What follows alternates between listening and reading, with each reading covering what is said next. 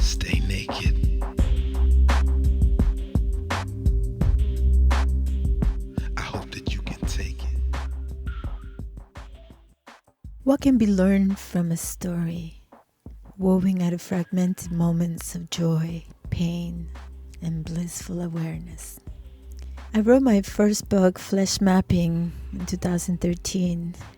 It was an invitation into co-creating a pedagogy, a way of learning through our shared narratives of place and politics, a way of mapping the injuries of the material, emotional, spiritual impact of all our many journeys of growth.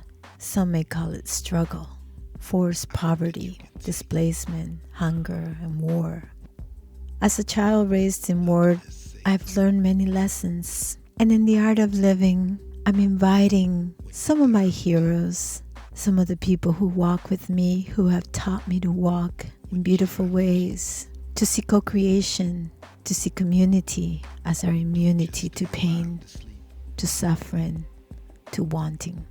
Welcome. I'm your host, Sylvia Richardson, and this is The Art of Living.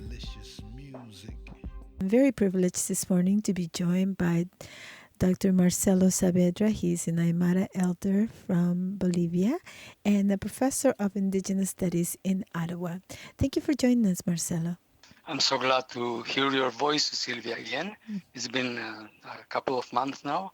I'm very glad to also be listened by your audience. I hope they are in good spirits today, as I am. Thank you. When I thought about our conversation today, I was moved by a book I'm reading about the social life of trees and the way that trees have this beautiful ways of communicating with each other, the way their roots are intertwined, the way young trees will feed a trunk that has been severed and cut because the survival of every tree ensures the survival of the forest. So I want to begin by talking a little bit about the wounds because a wounded tree tends to heal itself in particular ways. You know, a tree depends on its community to reflect its health. And likewise, I think many indigenous communities, many of original peoples in Abya Yala, which is known as Latin America, have through time immemorial have, tenets that sustain a way of coexisting, a way of life. Yeah, I think your observation about the tree nation is quite relevant because we believe that the trees are our ancestors because, in fact, even with the Western sciences, we can prove that through time, our ancestors have gone back to the earth and they have become the elements that make up the trees. So in a very textual way, the trees are our ancestors and that they are our grandfathers and grandmothers as well. And the tree nation, as we call them, it's very wise. It's been on the land for thousands and hundreds and thousands of years. Actually, they have been one of the first life forms that has come up to land from the oceans. So they are quite old. In that sense, they are very, very wise. And when we need some comfort, so we need to get in touch with our spirits, with our ancestors, we go to the tree nations, to the forest, and we just be humble with them. We keep quiet. We go into our inner beings, and we sustain very profound conversations, very deep in their psychological sense and in their spiritual sense, first and foremost. In the book, one of the oldest trees is 9,500 years old. Oh, yeah. It's remarkable. It is quite remarkable because they are like that. We can consider them like each tree, it's a whole universe, because it holds all the ecological layers that living beings need to be alive on this planet. So a single tree actually allows many other species to coexist with it. So in that sense, it's a whole system of life. It nurtures life in different forms, like from the bacteria that you can find in the roots to the winged ones in the trunk, in the branches, and also the mammals, small and large, that also need the tree and live thanks to the tree. So in a way, the trees are our grandmothers and our grandfathers as well. They allow life to thrive on this planet. As I was reading the book, I was moved to tears to think about all the clear cutting that takes place in Canada and in many places in the world. But we live in Canada, so I was thinking about the way that the land also records that wound. The way that mass clear cuts have now led to erosion and terrible disasters that have followed. This summer, for instance, the fires that have terrified, thousands of people in different areas of Canada, and the fires that continue to terrorize people in some parts of California, are one of the evidence that we are not living in a coexisting way. So can we talk a little bit about the teachings of the grandfathers, because there are instructions there that helps us orient our a way of being, a way of seeing, a way of connecting with one another that ensures not only our subsistence but also the thriving of all life.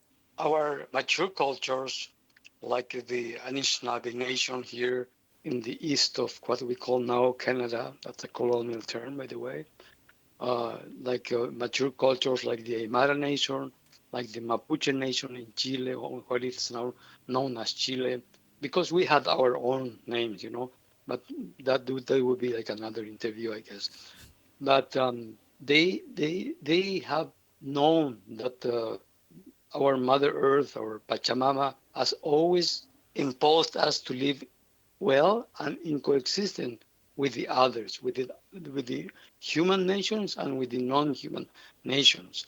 And my cultural ancestors, like my ancestors belonging to my same culture, since they were so wise, living on the land for thousands of years, they were able to express what Mother Earth had taught them in words. They named this as Suma Kamanya in my language, which means living and coexisting well. That's the closest term I have gotten to arrive to using the English language, because as you know, the indigenous language, they're more like verb and action centered, not like the colonial languages, like are more like noun centered.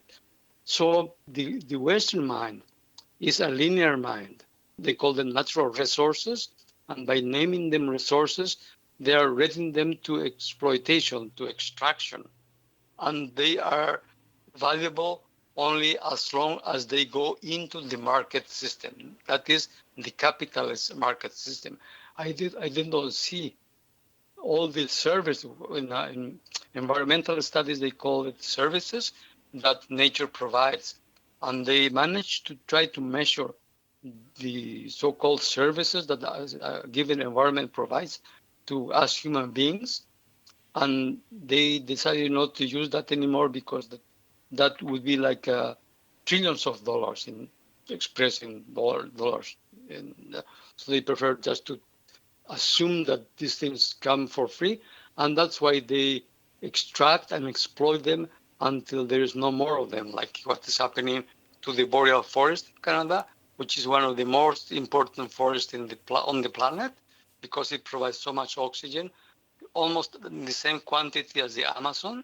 And this boreal forest is being clear cut for the benefit of just a tiny bunch of, most of them, transnational corporations. I was thinking about the linkages between the health of our earth and the health of the people.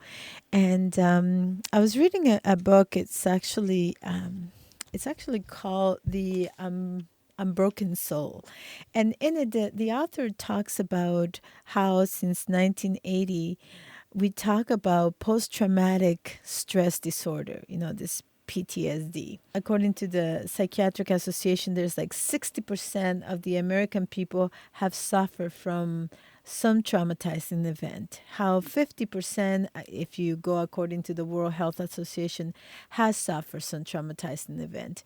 And I can't help to think about the trauma of living in a world with constant uncertainty, to climate change, to displacement, to fires, to earthquakes, to tsunamis. So, in order for us to heal ourselves, which I think is wholeness in my view, healing really means wholeness, being not compartmentalized into pieces. Now I'm a worker, now I'm a human being, but living a whole life that allows to see other people as part of our wholeness. How do we reconnect that? Because I believe that among Indigenous people, we have a very different definition of illness. The illness is a reflection, not just the physical symptoms, but of something else. Yeah, that you're completely right. And as in the indigenous communities, like everywhere on this land, on the back of the turtle, or in the Anahuac, or in the Tawantinsuyo, which is the Inca Confederacy, we believe that when a person gets ill, it is because the surroundings in which this person lives is also in disequilibrium. And we know that we have been living in a geological era that already has a name. They call it the Anthropocene, the geological era of the human, but that's not very completely true, because this is not the age of all the humans. It's just the geological era that a very minute fraction of the human population has caused, those living in so-called developed countries. So I don't call it the Anthropocene. I rather call it the Stultucene. Stultus means in Latin stupid. So it's the age of this stupidity, because we know that we are killing the only planet we got, and we keep on, doing things as usual, business as usual. And in the process, we are creating the environment for an extinction to occur. But this extinction is going to reach us humans, and we are going to disappear from this planet. It is not the Earth that is going to succumb, because our planet has sustained already 5 massive extinctions, the most important being the Cambrian extinction, in which about 96 to 97% of life disappear from Earth, but it took our Mother Earth just a couple of millions of years, that for her is nothing, to repopulate the planet again with life. So when a person is with an illness, that is reflected in his or her community, and that the community has to find the solutions to bring that person to equilibrium again. And that equilibrium is not only within the person, but also without the person. That is, the person with all its relations, with all his or her relations, that is, with the natural world. The intervention of the medicine people, the intervention of the grandmothers and grandfathers, is basically to heal the spirit of this person, so that healing that takes place in the spirit realm eventually becomes also the healing of the physical body that the person has, that the spirit has. So that's very true when you see that nowadays we can see the waters of our planet becoming scarcer, becoming more and more polluted.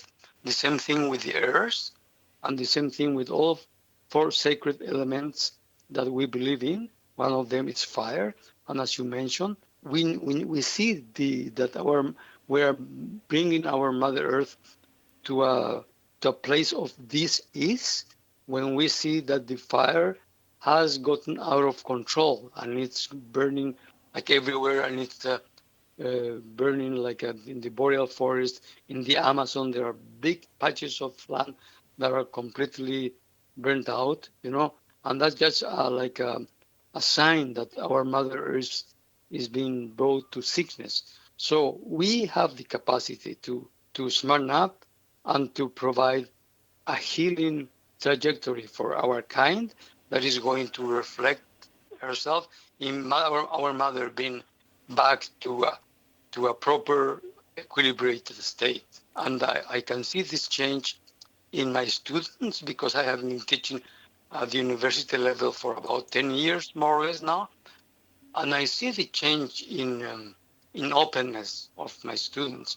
The kids I teach now, they are in their 20s, more or less, and they feel the urgency that they become better human beings, and they are more open to talk about these things. They are more open to talk about what is destroying the survival of our species. They understand that we cannot talk anymore about the killing of our planet, because that's not the case. Our planet is going to survive whatever we throw at her. But it is us, it is our species that is in grave risk of coming to a mass extinction.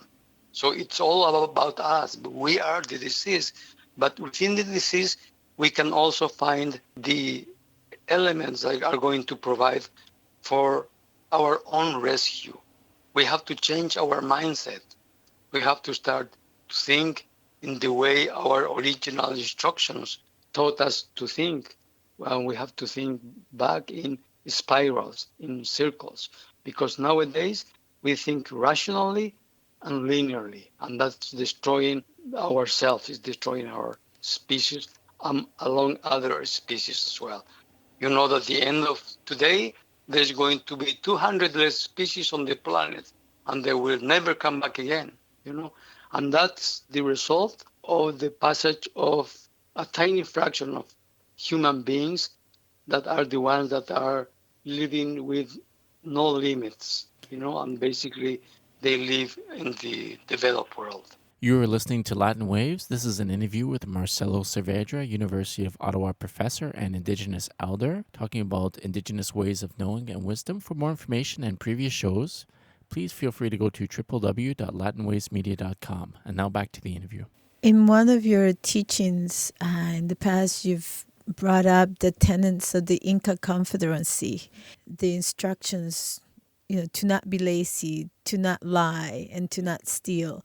And it seems to me that when you look at the capitalist system, every single one of those tenets is being violated. We are seeing now the President Trump has opened drilling of the coastal waters, along the U.S. with all the evidence that we already have. Where we drill, we spill. I mean, it's not if, it's always when. And so how do we then guide ourselves back to equilibrium? How do we recover this essential tenets of living well and coexisting well with Mother Nature, with each other? Yeah, I think your question is quite urgent, and it's quite important, because what I see in my students when they first approach the courses in Indigenous Studies is that they are looking for answers to many of their existential questions they have, and they don't find the proper answers anywhere in the sciences. And at some point, they come to realize that the new religion of the modern times, which is sciences, it has failed them because it doesn't provide proper responses to their questioning. But when they approach the indigenous world, in which we indigenous people, we are trying to remember the teachings that we got from the land and from our ancestors, then they become more optimistic about their future. Like about 80% of the students I teach, I ask them, they don't want to have kids anymore. And that's one of our original instructions. But they don't want that because they say, why should I bring my son or daughter to this planet? This planet is not going to be good for them anymore. So we're not having children, you know. So that makes me very sad because one of our original instructions is to have children. That's how our species uh, goes through time. So I think one of the factors in their awakening is that they have to go back to their ancestors and try to remember who they are. And if they hang around with indigenous grandfathers and grandmothers, they are going to remember in a more easy way, and the process as well is going to be more complete and integral. Because in indigenous world, for instance, here I live on unceded and unsurrendered Algonquin territory, and here the elders they hold a sweat lodge and also vision quests. And if these young people they do that, they awaken to who they are in a more quick fashion and in a more real way as well to remember what they are here for. So I think it's very important that we are in the year 2018. There is a process of reconciliation. We are not called like savages and uncivilized people anymore. In a way, the modern sciences have acknowledged that we are also people just like them, and that actually we have a lot of wisdom because we belong to cultures that have been on the land for so many thousands of years. So we have a couple of truths to share with them, and that's one of the things that we do. Like I come from the south, from the Andean mountains, and from the Amazon as well, and I live on Turtle Island. So in all this journey, I have been in touch with mature cultures in the Inca Confederacy. I come from there, in the Amazon, in the Anahuac, where you come from, in Mexico, with the Mayan people. And here I was in touch with Haida people out west. I was in touch with the Tlingit Nation close to the Northwest Territories. I have several friends that belong to the Inuit Nation. And of course, here I live on Anishinaabe territory, so many of my friends are Anishinaabe elders. And one thing that I have found that is commonly to all of our mature cultures is the teaching of sharing. We share with whoever needs to receive something. We share it with expecting nothing in return.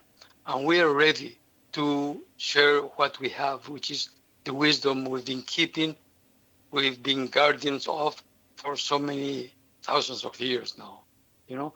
And as I told you, the modern sciences, especially the cutting edge sciences like biology, physics, especially quantum physics, this new science which is called biomimicry, and many others, cutting-edge sciences, modern sciences, are acknowledging that indigenous peoples, they do hold wise teachings that are to be shared with the human species, because we're just the same family. We are sisters and brothers, and we want to share this with them because the survival of our kind is at stake. Thank you so much for being with us.